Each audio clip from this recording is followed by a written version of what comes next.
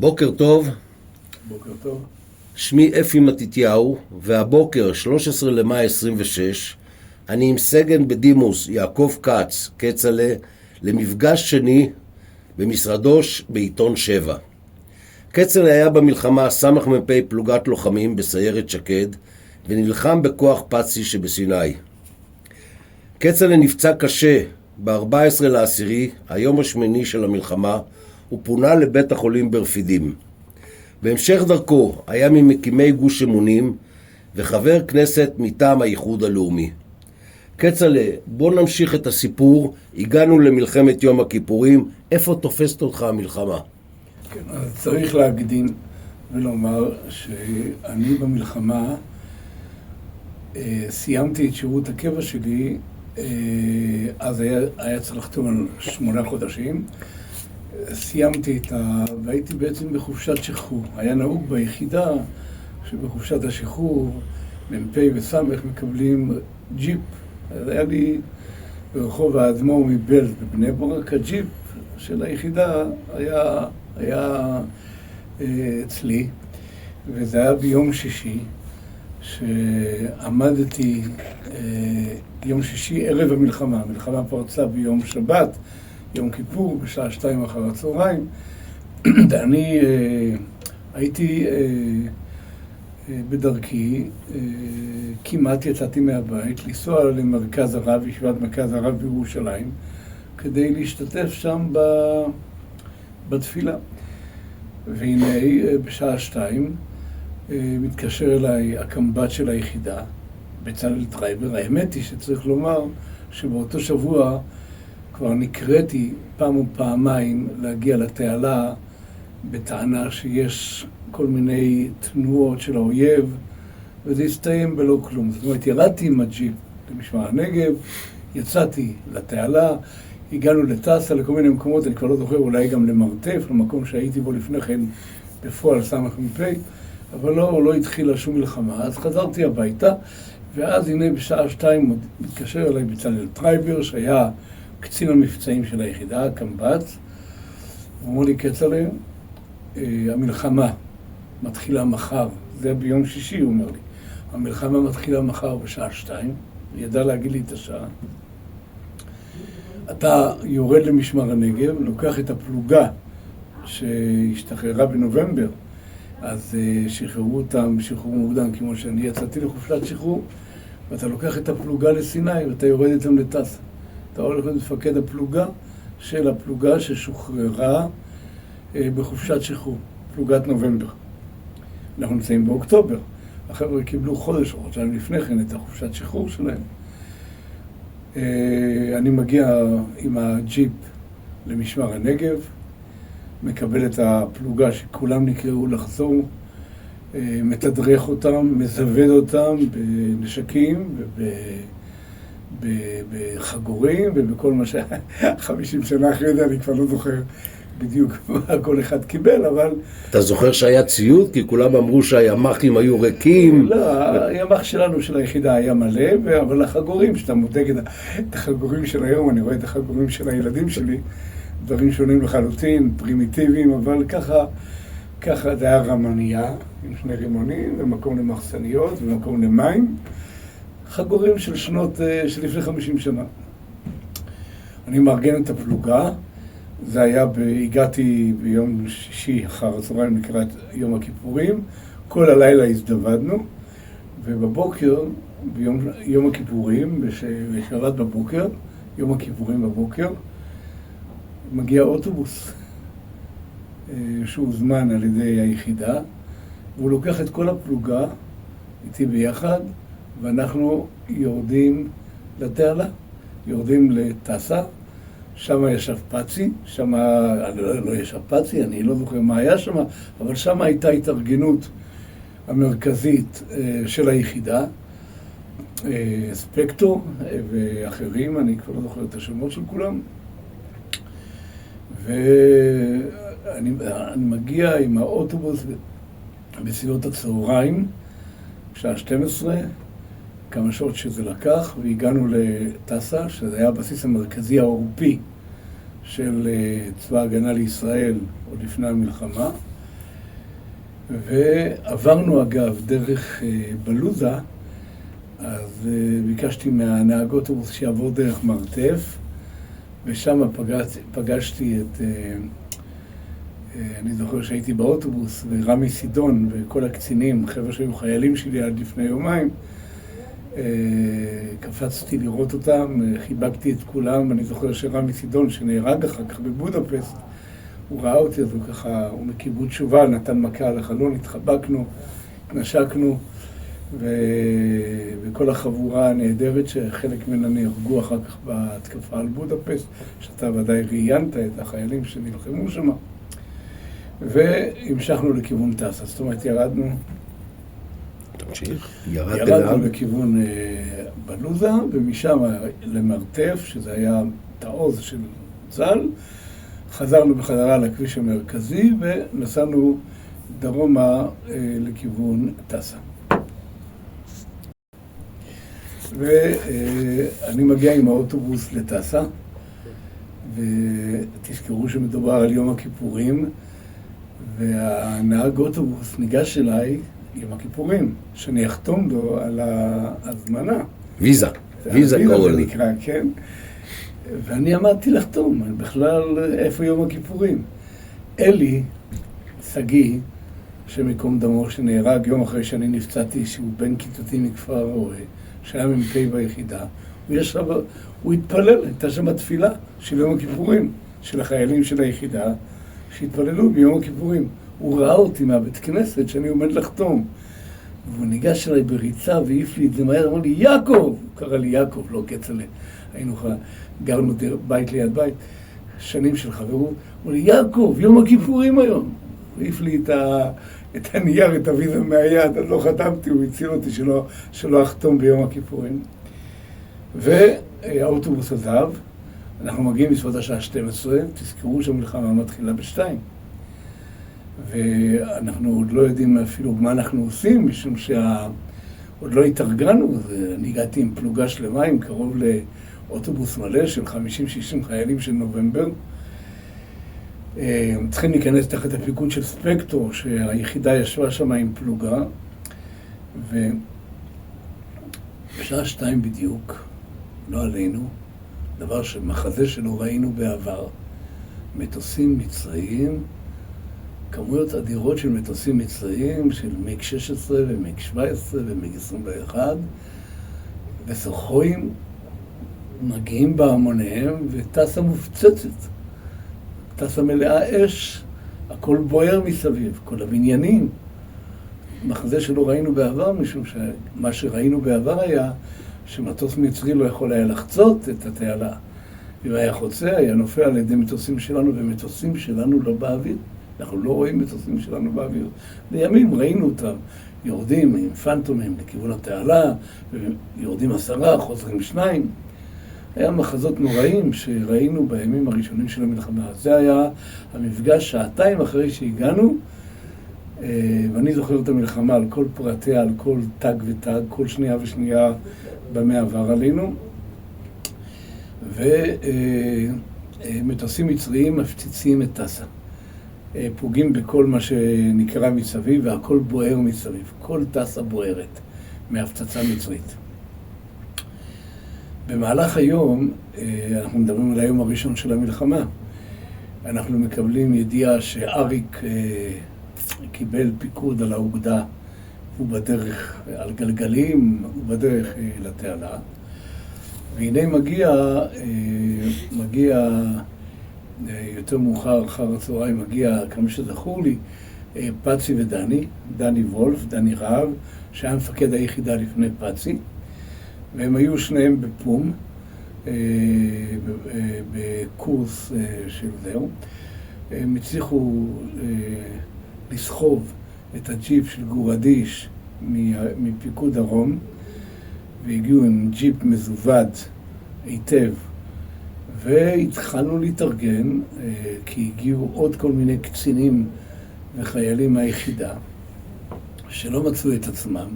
אני מיד ראיתי שאת החיילים שלי העברתי לפיקוד של ספקטור, אבל אני נשארתי באותו רגע ללא תעסוקה, משום היה שם כבר מ"פים כמו אלי פייק וסגי, והיה שם ספקטור, הכוח לא היה, הכל היה תחת לחץ של הפצצות של המצרים, ותחת חוסר ידיעה מודיעינית מה בדיוק הולך לקרות, והפתעה גמורה של הכוחות שלנו. ולמזלנו מגיע דני ופצי, ומקבלים החלטה יחד עם עוד קצינים שהיו שם, ועוד חיילים, סמלים ותיקים ביחידה, שאנחנו מארגנים כוח. בהתחלה גם היה תחת הפיקוד של דני וולף, אבל דני חטף תחורים, אז הוא אחרי יום או יומיים, אני כבר לא זוכר כמה ימים, הוא פונה אחורה לארץ, ופצי קיבל פיקוד על הכוח, והקמנו כוח, וקראנו לנו כוח פצי. היה לנו ג'יפים, היה חסר לנו עוד כלי, אז הצלחנו למצוא נגמש שהיה עם נהג, אבל שלא יודע איך הוא הגיע לשם, לכיוון טסה, השתלטנו עליו, וציוודנו אותו עם מגים ועם כל הצרכים, ולקחנו אותו לעצמנו. אז היינו עם שני ג'יפים, שפצי הביא איתו מפיקוד דרום, ונגמש. ולאט לאט ליקטנו קצינים שהגיעו באוטובוסים. אני זוכר שאיתן ניר, אני רואה את האוטובוס, הגיע עם בגדי א', הגיעו, הוא נהרג אחר כך בפציעה שלי, הוא חטף, הוא נפצע, הוא נהרג על המקום. כשאני נפצעתי קשה, הוא נהרג ביום השמיני, והצלחנו להקים כוח שרובו ככולו היו קצינים, וגם כמה סמלים. אני רוצה רגע, אני קצת לא מבין משהו. ירדת עם פלוגת נובמבר 73. נכון. עם האוטובוס 50 חבר'ה. כן. הגעתם לטסה. זה לא נובמבר 73, זה נובמבר 70. שמשתחררים בנובמבר. משתחררים ב-73. כן, כמובן. כן. הגעתם לטסה. חבילת שחרור. הגעתם לטסה, הפצצות, כמו שתיארת, סדום ועמורה. סדום ועמורה. מתי אתה הופך להיות חלק מכוח פצי, ולא עם פלוגת... כי את הפלוגה מיד העברתי לפיקודו של ספקטור, שהיה מפקד היחידה, כדי לצוות אותם בתוך צוותים קיימים, שהיו בטסה תחת פיקודה של סיירת שקד. זה באמת נעלם, כי חיפשנו מה לעשות. אני אומר, המלחמה הזו הייתה מלחמה בהפתעה. אז כל הדברים נעשו לפתע פתאום, כמו ההודעה של טרייבר שיש מלחמה, או כמו הפיזור של הכוח שאני הבאתי איתי בתוך מערכים של ימים. פצי קיבל על זה פיקוד, הוא קיבל פיקוד על כל הכוח, והוא גם היה אחראי על התשמועים ועל הסקיבים ועל כל הפלוגות כולם. אבל זה היה תוך כדי המלחמה. באמת חיפשנו, ולמזלי זה היה הכל משמיים, אני לא יודע להסביר את זה, שפצי הגיע, וכמובן כולנו חיפשנו מה לעשות, והגענו את הכוח. זו הייתה מציאות שאני יכול לספר עליה היום, שזה מה שקרה. זה לא היה בתוכנית לא של פום, לא של פצי ולא שלי, אבל משמיים ככה הוא קם הכוח, כוח מיוחד מאוד. לוחמים נהדרים, שהרבה מהם היו מ"פים, כמו רפי שאול שנפצע, שיבדל לחיים ארוכים, ודני שדה, שהיה סמ"פ ביחידה. והיו עוד כמה קצינים וחיילים, איתן ניר ועוד וכדומה, ואז הגיע גם הנהג שלנו, גדעון אפריק, שהיה בעצם בקורס קצינים, וביקש בו להצטרף לכוח. אז הנהג הקודם שנתן לנו את הנגמ"ש, שחררנו אותו, כי ראינו שהוא לא בדיוק מבין מה הוא עושה שם, ולקחנו את אפריק, שאגב, כשאני נפצעתי באותו RPG, הוא נהרג, הוא נפגע בראש ונהרג על המקום, והוא היה, גדעון אפריק היה הנהג של הנגמ"ש, גיבור, הוא ביקש להצטרף לכוח שלנו, הוא גם היה בקורס קצינים, וככה הקמנו את הכוח שנקרא כוח פצי. בלילה אני חושב שזה היה באותו לילה. אני לא חושב שזה היה למחרת, אלא כבר באותו לילה אריק שרון הגיע. אני זוכר את הפקודה הראשונה שלו, כי בפקודה הראשונה שלו, פעם פקודיים בזמנך, אתה זוכר? אני לא יודע איך הפקודה היום, אבל זה היה יחשמש. יחשמש היה ראשי תיבות של ידיעות, כוונה, שיטה, מנהלה, שליטה. אז אני זוכר שהוא הציג לנו את התוכנית שלו, כי בתוכנית הראשונית שלו הוא כבר חשב איך הוא נכנס פנימה. זה כבר היה ביום הראשון של המלחמה, הוא נתן לנו פקודה, ובתוכנית הראשונית שלו, באמת, אנחנו מאותו רגע היינו כוח הקומנדו של אריק שרון. בגלל היחסים המיוחדים של אריק שרון עם סיירת שקד בעבר, שכשהוא היה אלוף פיקוד, סיירת שקד הייתה זו שביצעה את המבצעים המיוחדים גם ברצועה וגם מעבר לתעלה. הייתה לו אהבה גדולה מאוד לדני ולפצי. אנחנו מאוד אהבנו אותו, את אריק. כולנו עשינו מבצעים שאריק שרון פיקד עליהם באופן ישיר, והקשר איתו היה קשר מאוד חזק, ובאופן טבעי, מאותו רגע, היינו צמודים לאריק שרון. אני זוכר שבמהלך הימים הראשונים, עוד לפני הפריצה, היינו באיזשהו מקום צמודים אליו, ואני זוכר הרב גורן פתאום הגיע, אני לא יודע מאיפה הוא הגיע. הרב גורן זכר צדיק לברכה, הוא היה אז הרב הראשי לצה"ל, אני כבר לא זוכר מה הוא היה. הוא היה הרב הראשי כבר, והוא בא במילואים, בא עם דרגות אלוף ומלווה בג'יפ, והוא אריק ומסביב נוחתים פגזים ללא הפסקה, רק היינו באזור חולי, אז הפגזים שוקים בדיונות, אבל באותה מידה יכלו גם לפגוע בנו. ואני חושב ואריק שרון היה לו חשוב להראות לרב גורן שיש לו קצין דתי בסיירת שקד. היינו בקרבה אליו. אני זוכר שגם הרב גורן וגם אריק שרון הביא אותו אליי, והרב גורן עוד לימים אני השתמשתי בזה שהזכרתי לו לרב גורן את הפגישה הזו, שרציתי שהרב גורן יעזור לי לימים עם הקמת גוש אמונים והקמת היישובים. אז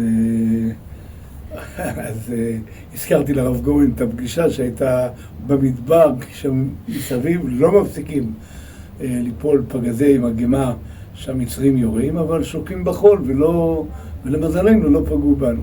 אבל לאריק שרון היה חשוב להראות לרב גורן שיש שם איזה קצין דתי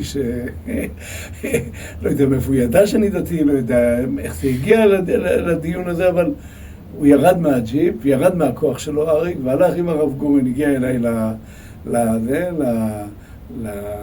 לזלדה שלנו, ואני ירדתי מהכלי ולחצנו ידיים, הכל תחת ההפגזה. כאשר מסביב כל הזמן פגזים נופלים. זה אני זוכר. ולמזלנו לא נפגענו מהפגזים האלה, שיכולים היו להיפגע, אבל לא הוא נפגע, לא אריק, לא אנחנו ולא הרב גורן. ובאמת אחרי כמה ימים אריק שרון קיבל את הפיקוד על האוגדה ועל המשימה. במטכ"ל החליטו שככה זה צריך להיות, ותוכנית הפריצה התחילו לעבוד על הגשר. רגע, אני רוצה שתתאר לי, נהוג לומר שכוח פצי היה כוח למשימות מיוחדות, נכון. ת"פ אריק שרון אישית. נכון. כלומר, הוא היה כוח קטן מיוחד למשימות. כוח קטן של 12 לוחמים, 2 ג'יפים ונגמ"ש, שרובם קצינים, ביחידה ותיקים.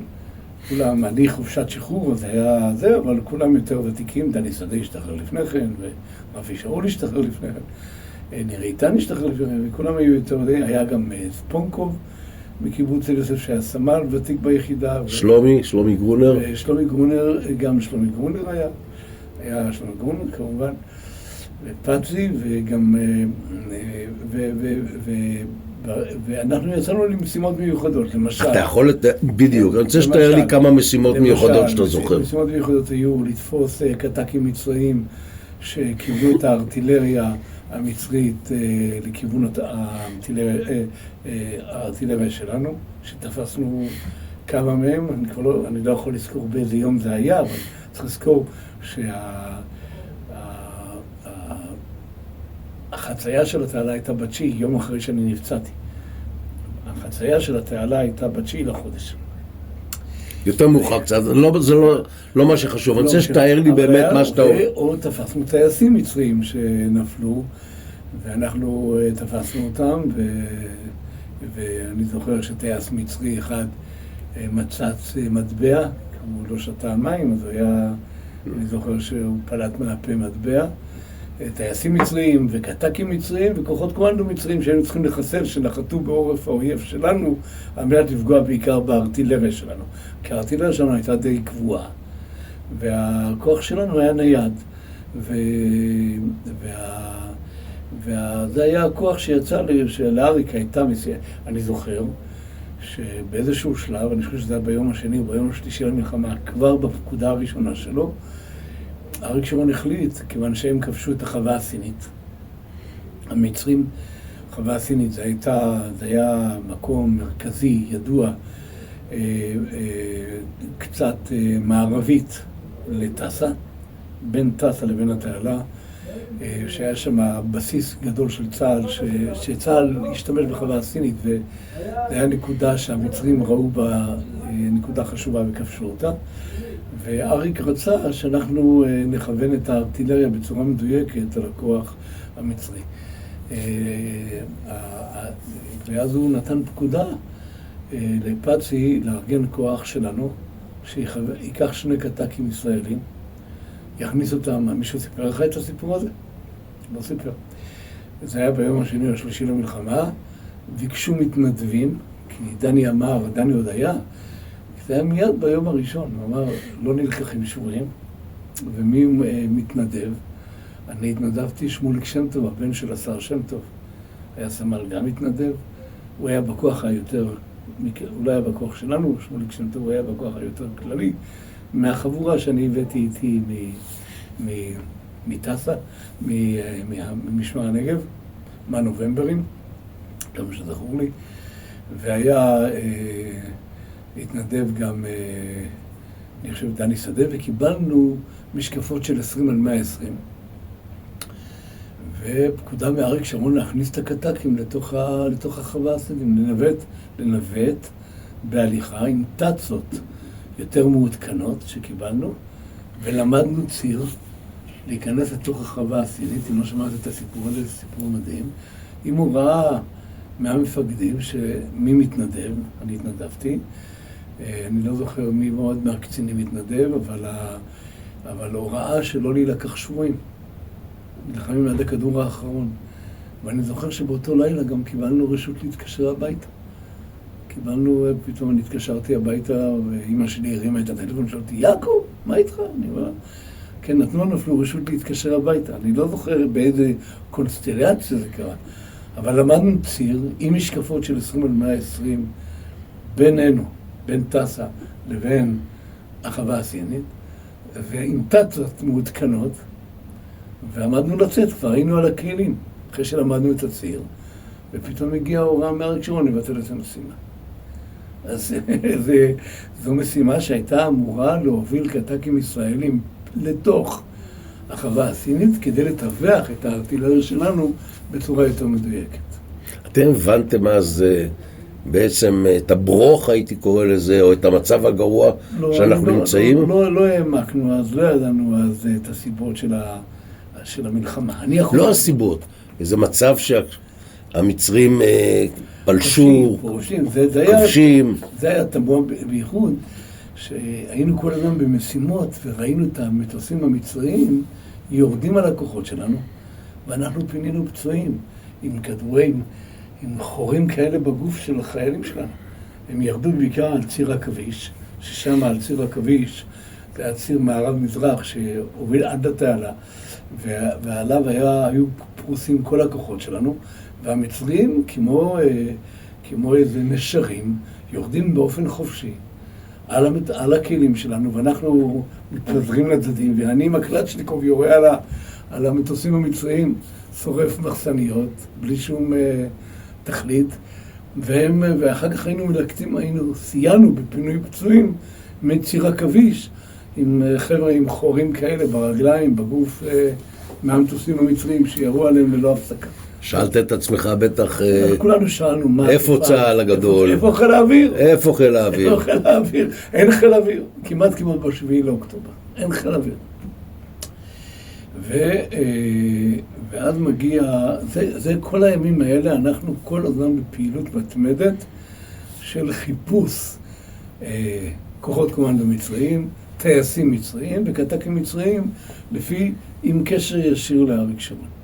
שהוא מנווט אותנו, הוא המתווך אותנו, הוא זה שמורה, כולל המשימה הזו שלקחנו על עצמנו, לקחת את הקטקים המצריים פנימה לתוך השטח, והביטול של המשימה כשהיינו כבר על הכלי. אני ישבתי על הכלי, כדי לקדם אותנו עד לגבול, כמו שקוראים לזה היום, בעזה, לקו הצהוב, לקו שעד איפה שהמצרים הגיעו, ושם היינו אמורים לחזור ולנווט את הקטקים המצרים את הקטקים שלנו שלא ידעו בנימינם לפרוע מה קורה איתם, ולהביא אותם לתוך השטח כדי שיתעברו את הארטילריה שלנו בצורה יותר מדויקת. אבל משימה שתוכננה, והיינו כבר על הקלים, ואריק שרון ברגע האחרון ביטל אותה. אולי הוא הרגיש אני לא יודע מה הסיבה שהוא החליט עליה, אני לא יודע, גם אני לא מתפלא, כי כבר סיפרתי לך שבפעם הקודמת על משימות שעשינו כדי לחדור וכדי להעיף את מימון, שהיה מפקד עין יהב, אז הוא שלח אותנו לירדן להיכנס כמסתננים, אז כבר ראינו את הסיפור הזה. זאת אומרת, אריק שרון היה מקורי, מיוחד, עם ביצים כבדות, ולא עשה חשבון לשום דבר, ובמקרה הזה, בשנייה האחרונה, כי קיבלנו לילה לפני כן, פשוט להתקשר הביתה. אני לא יודע איך זה קרה, אבל זה היה. וההוראה של פאצי ודני שלא נלקח שבויים, זה גם כן אני זוכר כי היום כמו היום. אין שבויים. אתם נלחמים עד הכדור האחרון. אין שבויים. אתם לא חוזרים לפה. זו הייתה ממש משימה של התאבדות. להיכנס לתוך החווה הסינית שהייתה שרצה חטיבות ואוגדות מצריות, ארמיה מלאה שישבה שמה, והסיכוי לצאת משם חיים היה כנראה אפסי. אבל זה לא היה, זה לא קרה בסופו של דבר, אבל לפחות על זה ועל דברים נוספים, בסוף אריק רצה לתת לכוח פאצי צל"ש, ופאצי לא הסכים לקבל את הצל"ש, כבר אמר, עשינו את החובה המוטלת עלינו, לא מגיע לנו שום דבר. אני הצטערתי על כך שלא קיבלנו את הצל"ש, אבל זה לא עזר שהצטערנו, זו הייתה מציאות אבל הכוח היה חדור באומץ ובגבורה לבצע את כל המשימות המיוחדות שלקחנו על עצמנו ללא תוכנית מראש, אלא בצורה מקורית, ואנחנו מדברים על מלחמת 6 הימים פלוס יומיים, זאת אומרת 8 ימים שאנחנו כל הזמן מבצעים פעולות, אבל אני כבר לא זוכר את כל הפעולות, משום שזה היה מאוד אינטנסיבי וללא הפסקה. ללא הפסקה. כל הזמן היינו על הכלים, וכל הזמן יצאנו למשימות. ואז הגיעה המשימה של אותו לילה, שצריך לדעת שגשר הגלילים הוקם באותם ימים, שהיה טסה בצמוד לציר עכביש, לא רחוק מציר עכביש. גשר הגלילים זה היה גשר שאריק שרון עוד הכין אותו כשהוא היה אלוף פיקוד, כמו שהוא הכין את המקום שנקרא חצר מוות, שזה היה הסוללה שהייתה לא מבוטנת באבנים או בכלי ברזל, אלא בחול בלבד, על מנת שאפשר יהיה להסיר אותה, ולימים ככה נעשה, ואפשר יהיה לחצות דרכה את התעלה. אז גם את הגשר הזה הוא הקים עוד שהוא היה אלוף פיקוד. ואז קיבלנו הודעה בערב, כבר בלילה, מתשמועים שלנו, מתצפיתנים של כוח פאצי, שהיו אנשי סיירת שקד שישבו בשטח ודיווחו על 3 הליקופטרים שנחתו בשטח והורידו כוחות מצריים, וההליקופטרים המריאו. זה היה בבוקרו של יום, פאצי נתן פקודה, עלינו על הכלים, כאשר אנחנו הולכים לחפש את המצרים. 12 לוחמים, 2 ג'יפים ונגמש. זה לקח איזה שעה וחצי שהגענו, נסענו דרך הדיונות ודרך כאשר פחות או יותר כדי להגיע, ואז הגענו לנקודה שפתאום אנחנו רואים מולנו את כל הגבעה, כולה שחורה ממצרים מחופרים. פאצי נתן הוראה לסגת למדרון אחורי, ונסענו עוד איזה קטע, אני כבר לא זוכר לאיזה כיוון, והייתה הוראה להסתער קדימה עם הכלים, כאשר אנחנו עולים על המצרים מכל הכיוונים, תוך כדי ירי. אנחנו בתוך הזלדה, בתוך הנגמש, ופאצי ועוד כוח, היה איתו גם יוסי דגן בשני ג'יפים, היה לנו שם גם את ספקטור שישב, שהיה מפקד היחידה. היה עוד איזה קצין שלהם, היה אלוף שהיה מחיפה, אני כבר לא זוכר את שמו, שהיה להם קצין בכיר בצה"ל. והיינו שני ג'יפים בנגמש, מול לימים מתברר, קרוב ל-120 מצרים, מחופרים בשטח. מה שהיה ברור הוא שהמצרים התחפרו, לא היה מי שייתן להם הוראה להסתער קדימה. לא היה להם בתרבות המצרית, הצבאית שלהם, לא מסתערים, מתחפרים. והסתערנו קדימה, חטפנו בקטש בהתחלה, וכתוצאה ממנה נסוגונו אחור, ואנחנו למדרון אחורי, ומשם אתה יודע את הסיפור, הסתערנו קדימה. תוך כדי ירי, כאשר יורים עלינו מכל הכיוונים, ואני יורה מהזלדה, כולנו יורים על דמויות מצריות ששוכבות ונמצאות מסביבנו. תוך כדי ההסתערות, הכלי שלנו חוטף RPG. שאני נמצא מאחורי הנהג, גדעון אפריק, RPG, מוריד לו את הראש, חותך אותי לשניים, חותך את ניר איתן לשניים. אצלי זה 0.5 מטר על 0.5 מטר, אני נופל כמובן. אני לא יודע עד היום איך הצלחתי דרך התא המפקד להפיל את עצמי, או רפי שאול חטף מלא רסיסים.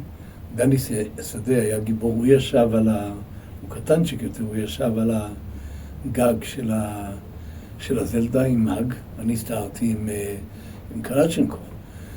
ואני לא יודע איך הצלחתי להגיע למעלה ולהפיל את עצמי מהזלדה, כי היה פחד גדול שכתוצאה מה-RPG כל הכלי העלה עשן, מלא חומר נפץ בפנים, מלא רימונים, שהכל אמור להתפוצץ.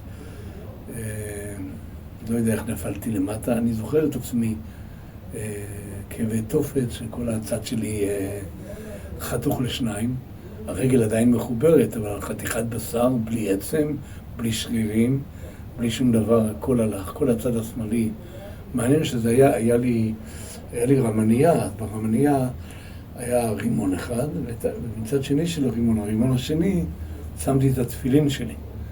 את שני הבתים של התפילין היו ממש מילימטר, מתחת לתפילין, מתחת לרמניה, הכל התרסק. זה נס גדול, כי זה תפילין שקיבלתי מסבא שלי, תפילין יקרות שקיבלתי מסבי, שקנה לי אותם לכבוד הבר מצווה, ואני כל הזמן הלכתי איתם. ואני לא זוכר איך נפלתי, הפלתי את עצמי, או נפלתי מהכלי, כי אני זוכר שדרך המקום של המפקד, עליתי למעלה והפלתי את עצמי למטה. שכבתי בצד הנגמש, כאשר המלחמה נמשכת. דני לא מפסיק לראות עם המג, סיים עם המג, אז הוא עוד ירד למטה עם העוזי שלו, היה לו עוזי, לא היה לו קלצ'נקוב, ירד עם העוזי, ואני הייתי מוקף במצרים, במרחק ממטר עד 5 מטר עד 10 מטר, שהיו מחופרים. אני תקוע עם הכלי. חבר'ה, בפנים יש צעקות אימים. איתן ניר, שנפצע קשה מאוד, אחר כך נפטר מזה, הוא נחתך ממש לשניים, וכולם חטפו רסיסים לפעמים, ספונקו ואחרים, והיו צעקות בתוך הכלי, וכמובן הנהג נהרג, ורפי שאול הסתובב מסביב הכלי, כולו פצוע וזב דם, מלא רסיסים, ודני התחיל לדלג משיח לשיח ומחסל את כל המצרים שנמצאים סביבי, ואני שוכב על החול. ודני ופאצי ממשיכים שני הכלים, לא מפסיקים להסתובב, יורים ללא הפסקה, מחסלים את כל המצרים שקרובים. עד שפצי מתפנה להגיע אלינו, והכל, וכאשר המכשיר קשר עובד על פול ווליום, ואני שומע את פצי מדבר עם, כי אני שוכב ליד הכלי, מדבר עם אריק שרון. אריק שרון היה 40 במכשיר, הוא אומר לו, 40, יש לי פה פצועים, הוא אומר לו, יש... ואריק מנסה לסדר הליקופטר, הוא אומר לי, לא מאשרים לי. אז פצי אומר לו, יש לי פה את קצל'ה, אני חושב שהוא אמר ממש את השם שלי, אני הייתי במשימות שאריק שרון היה המפקד שנתן את ההוראות. הוא אומר, אם אתה לא מוריד הליקופטר, קצל'ה מת. פצוע קשה, אם אתה לא מוריד הליקופטר. ואחרי כמה דקות אריק שרון חוזר ואומר, ההליקופטר בדרך אליך. ונוחת הליקופטר במדרון אחורי. הכל תחת הפגזה כבדה. בהתחלה היו 2 טנקים שלנו שהצטרפו, הם חטפו RPG וברחו. חטפו ונעלמו כי לא היו. ואנחנו היינו צריכים לנהל את כל המלחמה לבד. 12 לוחמים, כאשר הכלי המרכזי חטף פגיעה של RPG, הרוגים ופצועים, ופצי מסתובב, ועם 2 הג'יפים לא מפסיקים להסתובב, לדרוס, לעלות, להרוג. אבל זה אני יודע מתוך הכרת הסיפור שהיה בהמשך, כאשר אני שוכב על הרגל, דני עוד ניגש אליי, ונגע לי באצבע של הרגל שכבה בלי עצם, בלי כלום, אז היא שכבה כאבן שאינה הופכים. ואחרי שהוא חיסל את המצרי מסביבי, הוא אומר לי, אתה מרגיש את האצבע? אני אומר לו, כלומר, אם אתה מרגיש את האצבע, הרגל תחיה. זה אני זוכר את דני, תוך כדי הקרב. ופצי, ואריק מודיע לפצי, הליקופטר בדרך אליך. הליקופטר בדרך אליך, הליקופטר נוחת במדרון אחורי. ומפנים אותי בהתחלה עם איזה טנק שמגיע ושמים אותי על הדופן של הטנק. כאשר כל הזמן המקום נמצא תחת הפגזה ארטילרית נוראה של המצרים, ללא הפסקה ירי פגזים, כאשר פצי והג'יפ השני לא מפסיקים להסתובב ולהרוג את המצרים שעדיין כולם מחופרים. מתברר לימים שיש שם 120 מצרים כי חזרו בחזרה. אתה מכיר את הסיפור, שמעת את זה מפצי, אבל הקרב שלי לא מסתיים משום שאין לנו חובש. אז הם דוחפים לי חולצות לתוך הפצע, כי הפצע היה ענק. אין לנו, היינו כאלה שעננים ושוויצרים, שדבר אחד לא חשבנו שצריך שיהיה חובש. אבל גם חובש היה לא יכול לעזור שום דבר, כי הפצע היה 0.5 מטר על 0.5 מטר. כל החלק השמאלי שלי הלך, נהתך לשניים. ואני זוכר שהעלו אותי להליקופטר, זה היה הליקופטר בל. לא זוכר, בין 205, לא זוכר, משהו כזה. והעלו עוד פצועים. ההליקופטר, אני זוכר, אני עולה, לוקח קודם כל 0.5 שעה עד שמעלים אותי. ואחרי שההליקופטר עוד נוחת בטסה לקחת עוד פצועים. ואני לא מקבל לא אינפוזיה ולא משהו נגד כאבים ולא שום טיפול עד שמגיעים לרפידים 0.5 שעה או שעה אחרי הפציעה. טוב, אני רוצה לספר את הסיפור שהוא סיפור מדהים שפצי לקח אותו ללב כל החיים אחרי הפציעה שלי. שאני שוכב על החול, כולם, אני רואה לפי הפרצופים שמסתכלים עליי, שהם חושבים שאני מחזיר את נשמתי לבורי בעוד כמה דקות, כי כל החלק השמאלי שלי מרוסק לחלוטין. אנחנו כולנו קשורים אחד לשני בלב ובנפש. פצי היה מפקד היחידה, אני הייתי סמ"פ, ובתור קצין יצא לי להיפגש הרבה עם פצי, אבל פצי הוא גם איש יודע ספר, אוהב לשוחח על דברים מעניינים, הוא לא היה בחור דתי אז, ויצא לנו תמיד, בהיותי קצין ביחידה במשמר הנגב, לשוחח איתו הרבה, ולפעמים גם נתווכח על כל מיני נושאים שקשורים לדת, כי אני הייתי מקרה שונה ביחידה, היחידה הייתה קיבוצניקים, מושבניקים, חילונים לחלוטין, חבר'ה שלא למדו, ואני בא מכפר הרועה, מבני ברק, מבני עקיבא, מישיבה גבוהה, זה היה, היום זו תמונה מוכרת, חבר'ה דתיים נמצאים בכל היחידות, הילדים שלי ביחידות מטייסים ועד קומנדו ימי ועד איפה שאתה רוצה. אבל זה היה אז, זה לא היום, והיינו במבצע כזו או אחרת פורצי דרך. פצי רואה אותי, והוא מבין, הוא חושב שאני סיימתי את תפקידי בעולם הזה. הוא מתכופף אליי ואומר לי, כצל'ה, דיברתי עם אריק, בעזרת השם, הליקופטר עומד להגיע ויחלצו אותך, ובעזרת השם הוא משתמש במילים בעזרת השם. אני לא יודע מאיפה היה לי את הכוח לומר לו.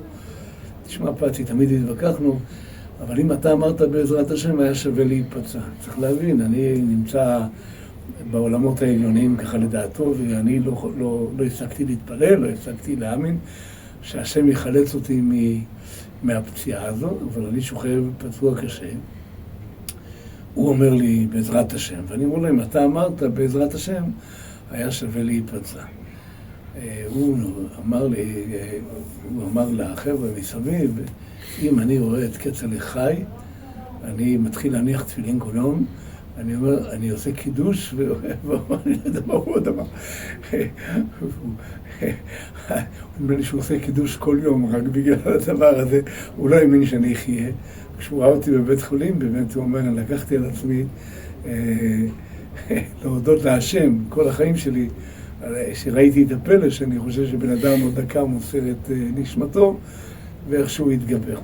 אז זה היה הסיפור של פצי עם בעזרת השם, ואם היה שווה להיפצע כדי לשמוע אותך אומר בעזרת השם. באמת סיפור מדהים, הוא אומר שהוא מספר את זה בכל מקום, והוא אומר, אני מספר את זה יותר מסיפורים על מבצעים, משום שלראות בן אדם שמוסר את נפשו עוד שניות, אומר לי, היה שווה להיפצע כדי לשמוע ממך אומר בעזרת השם, זה היה באמת אז נדיר. גילוי נאות, ראיינתי את פצי לפני מספר שבועות, ופצי סיפר בדיוק את אותו סיפור, כן. על שווה היה להיפצע. שווה היה להיפצע.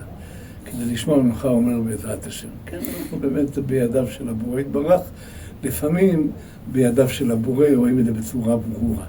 הנקודה היא שמפה מתחיל התהליך שאני אומר שלוקחים אותי בהליקופטר, אני זרוק בתוך הבל באיזושהי אלונקה. אני רוצה לומר שעד אותו רגע אני אפילו לא זוכר מישהו נתן לי לשתות מים. אני אומר, אני פצוע קשה, מחלצים אותי, אבל אין שום טיפול עד שאני מגיע לרפידים, בפועל. ועוד הטייס מוצא לנכון, כשאני מתפלל ואני אומר לעצמי, אני חייב להגיע, אני אומר לעצמי, כי הראש שלי בהכרה מלאה, אני חייב להגיע לאיזשהו טיפול ראשוני. אני יודע, בהבנה שלי, שאני מסתכל, אני גם נוגע ומרגיש שכל המערכת מרוסקת פה, וכולי טבול דם, שאני חייב להגיע לאיזשהו טיפול ראשוני. והוא נוחת בטסה ולוקח עוד פצועים. עליי כנראה כבר אמרו קדיש, הם היו בטוחים ובאמת שהגעתי לרפידים,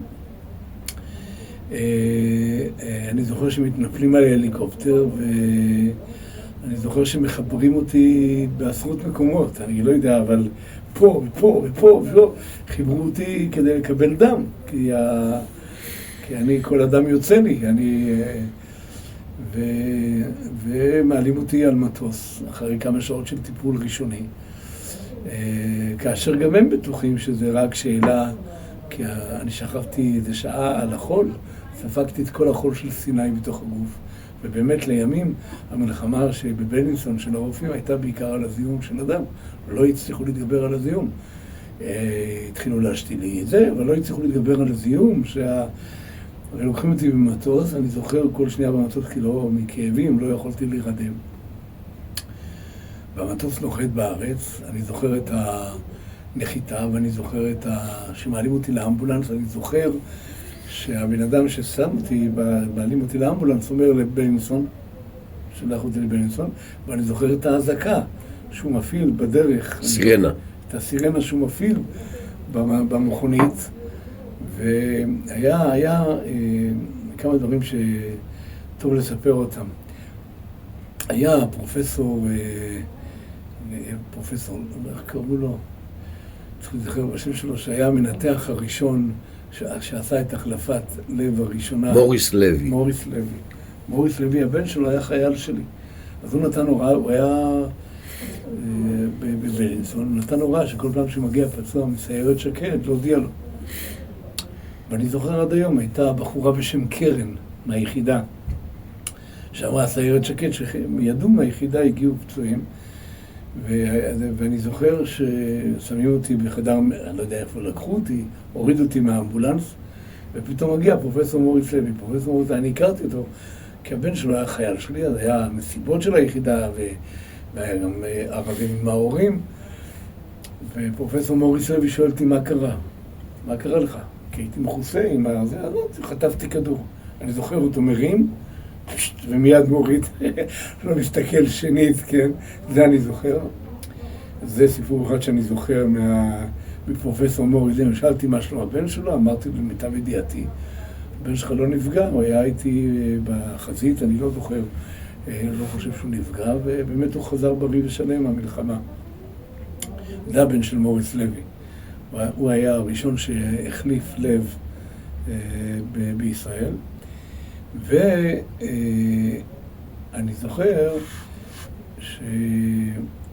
שניתחו אותי, לימים עשינו בר מצווה, 13 שנה לפציעה שלי, שאריק שרון הוזמן אליה בבית אל, זה היה בסוכות, ואריק שרון היה, והרופאים שניתחו אותי, סיפרו איך היה, אז אמרו, הוצאנו עוד חולצה ועוד חולצה ועוד חולצה ועוד חולצה.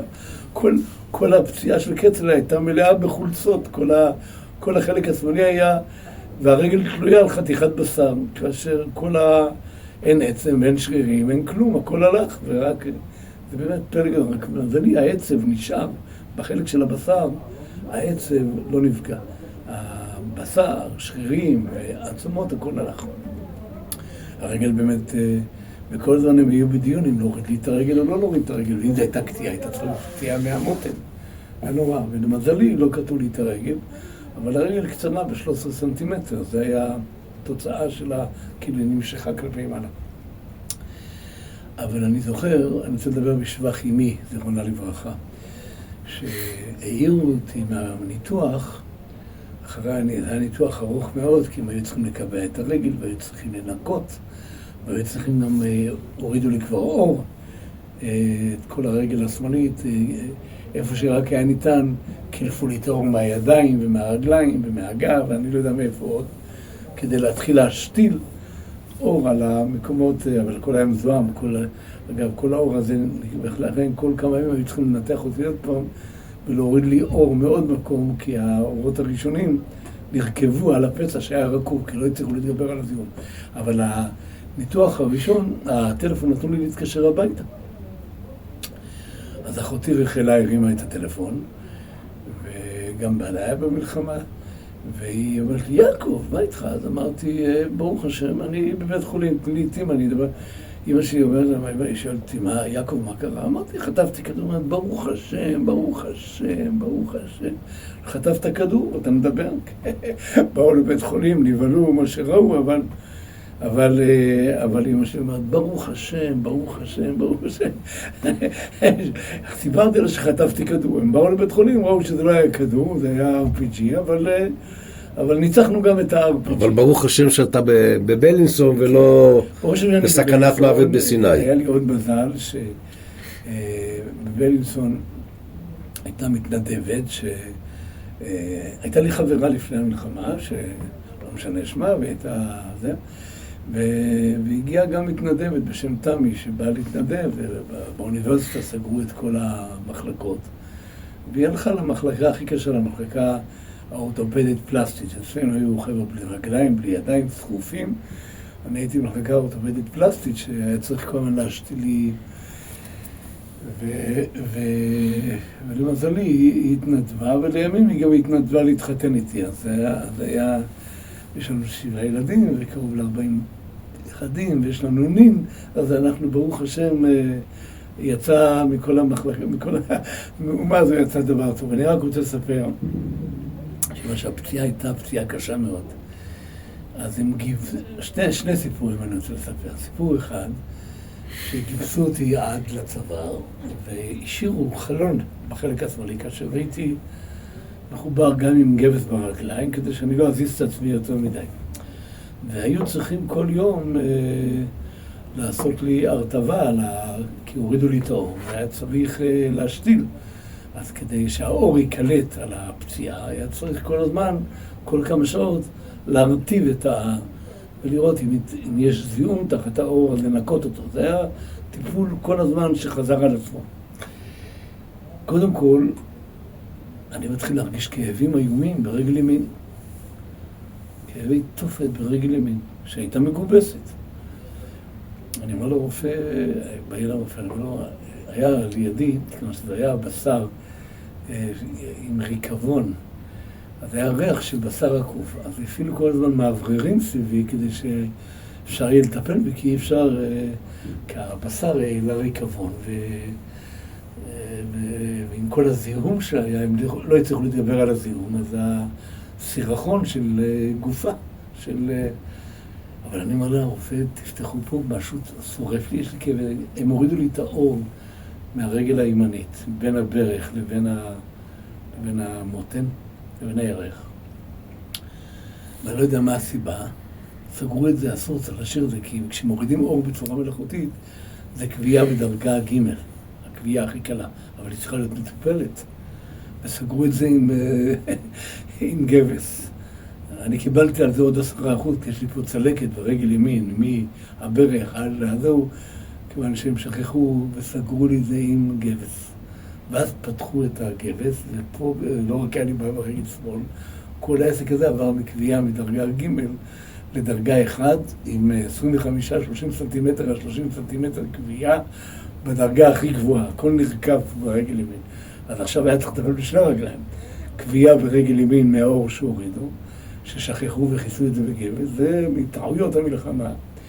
ואני זוכר עוד סיפור, זה היה נוהל קבוע, שבשעה 4-5 לפנות בוקר, היו מהירים אותי, אם הייתי ישן, וצריך לעשות לי טיפול כל 3 שעות. זה היה יוצא בשעה, ואז הם נותנים לי לצחצח שיניים, שמים אותי על רגל ימין בגבס, זה מעניין, שמים אותי על רגל ימין בגבס, ואני רואה פתאום בחורה שלא הכרתי.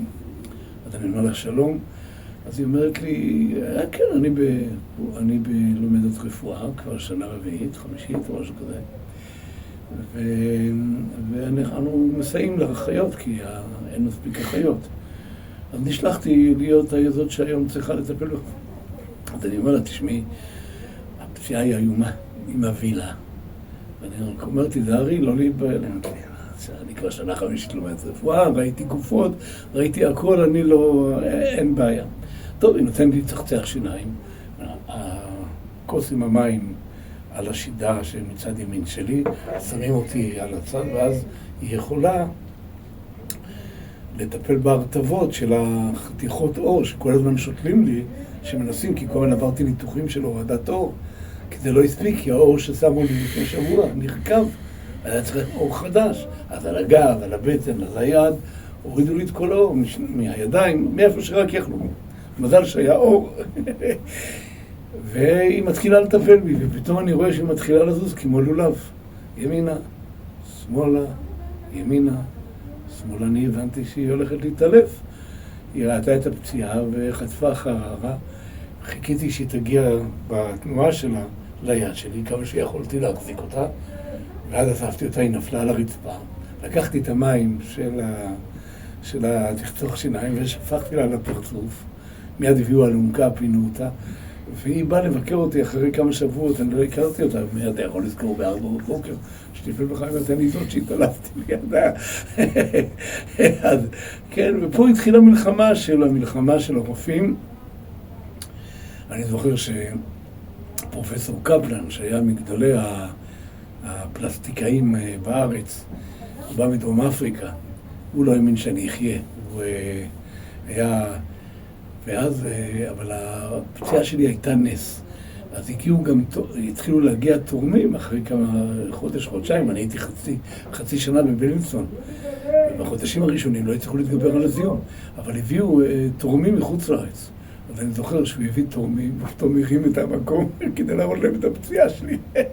כולם צילמו, ובלינסון קיבלה כמה מיליונים. אז בעקבות הפציעה שלי גם בית החולים הרוויח. הוא הרים את אני הייתי מכוסה עם כזה כיסוי כזה, אפילו לא חבוש, אז הוא רצה להראות להם את הפציעה שלי, אז הוא הרים את זה, והם כולם צילמו את זה עם מצלמות, ואחר כך בית החולים קיבל כמה מיליונים. אני לא קיבלתי אחוזים. אתה זוכר אם באו לבקר אותך חבר'ה מהיחידה, פאצי? הגיעו פאצי והיחידה, כל מי שהגיע. אני רוצה לספר עוד סיפור אחד. כמו שסיפרתי לך, 2/3 של הג'יפים של היחידה המבצעיים היו ברחוב האדמו"ר מבעלז 7 ו-9. 7 היה אלי סגי, שלמדתי בבית ספר יסודי, למדתי אחר כך בכפר הרועה, והתגייס חודש אחריי. הוא חתם קבע, אז הוא קיבל פלוגה. פאצי רצה שגם אני אקבל פלוגה ואני אחתום קבע, ואני לא רציתי לחתום. אז אני הייתי שם פה וזה רציתי להשתחרר. אבל אלי חתם, והיה 2/3 של הג'יפים של היחידה, היו 3 פלוגות מבצעיות, היו ברחוב האדמו"ר מבעלז 7 ו-9, שזה היה חידוש גדול מאוד, שחבר דתיים ברחוב האדמו"ר מבעלז בבני ברק, הנהגים קיבוצניקים והמפקדים בחורים דתיים מבני ברק. זה חידוש גדול מאוד. זה היה דבר יפה ומיוחד. היום זה כבר דבר רגיל. הצירה של שנייה. צ'יחים. הדבר שחזר על עצמו. עכשיו, אלי, שהיה מ"פ ביחידה, הוא נהרג יום אחרי שאני נפצעתי. הוא הספיק לכתוב להורים על קופסת סיגריות. הוא לא כתב כצל'ה, הוא היה קורא לי יעקב. הוא כתב להורים שלו, יעקב נפצע קשה. אני לא יודע באיזה בית חולים הוא, תחפשו אותו בבתי החולים, הוא פצוע קשה. כתב להורים. וזה הגיע להורים. אני לא יודע מתי זה הגיע להורים. זה הגיע להורים, אני חושב, אחרי שהוא נהרג כבר.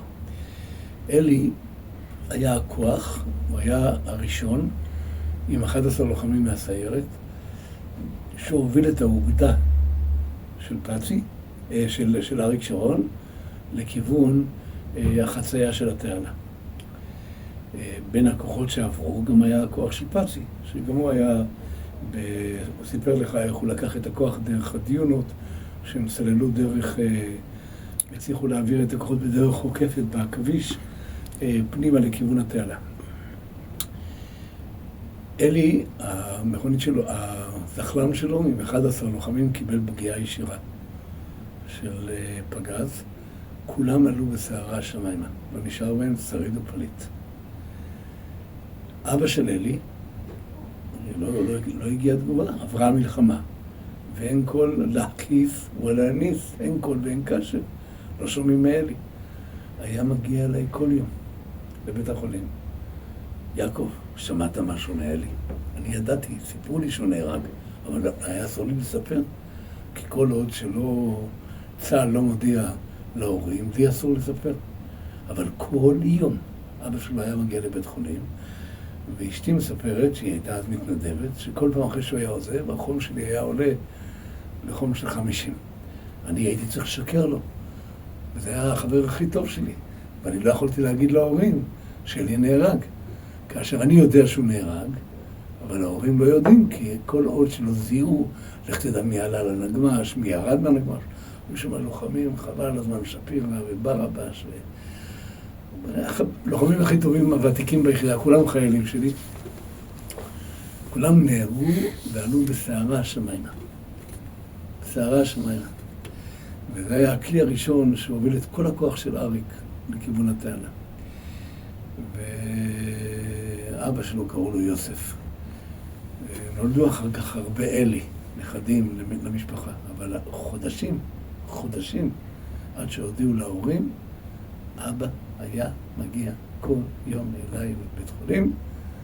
יעקב, שמעת משהו אולי מאלי? ואני כל יום צריך לשקר לו ולהגיד לו שלא שמעתי. זה גם אחד מהסיפורים המזעזעים של התוצאה של המלחמה הזו, שאי אפשר היה לספר בוודאות להורים, כי לא ידעו אם מישהו עלה מהכלי, ירד מהכלי, אולי הוא בשבי, לא סיפרו להורים את האמת, כי לא ידעו עדיין את האמת לאמיתה ולצה"ל אסור. זה לא סיפור. אני חושב שמיצינו את עצמנו. אתה שוכב בבית חולים כמה זמן? כמעט חצי שנה. עובר לשיקום? עובר לשיקום הביתה. מהבית חולים הביתה. לא עברתי שיקום כמו היום בבית קיי או במחלקה שיקומית. אני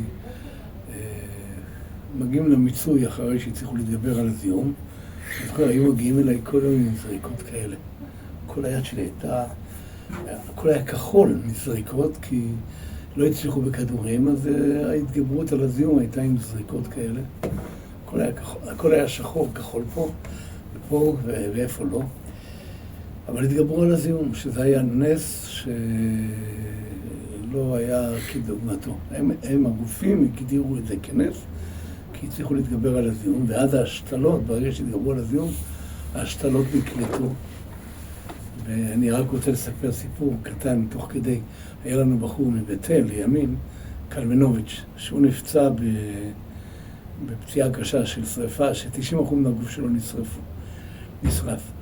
והוא שכב בבית חולים בהדסה עין כרם. אני בכוונה רוצה לספר את זה.